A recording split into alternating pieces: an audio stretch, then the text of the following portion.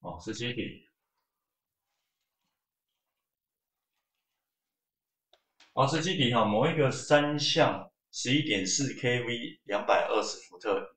100 k 伏安的变压器，名牌上的变压器电抗是6%。若在高压侧改用一个22.8 kV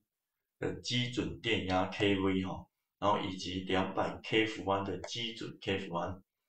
这时候则变压器的电抗标压值应该要为多少？像这种题目的话，它有给你原来的电压跟容量以及这个电抗标压。那因为它高压侧把它改接成基准的电压值以及基准容量，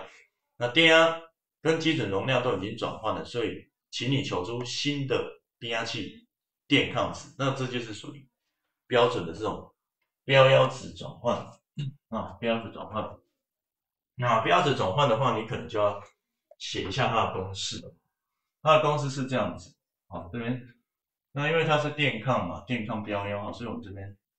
电抗标压这是新的标压，去比上我们原来旧的标压那它会是怎么样？它会是电压的平方，再乘上容量 ，OK， 好，这边，这边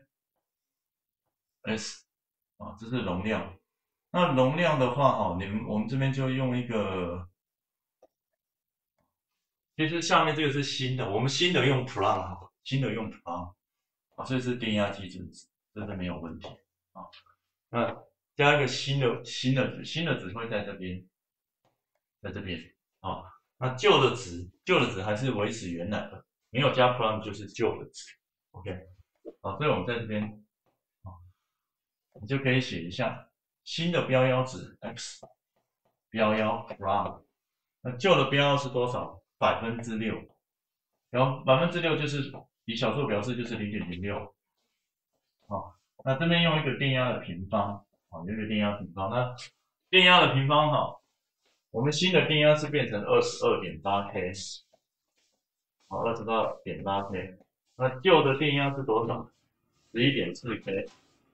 11.4 k， 好，新的容量变成200 k， 200 k，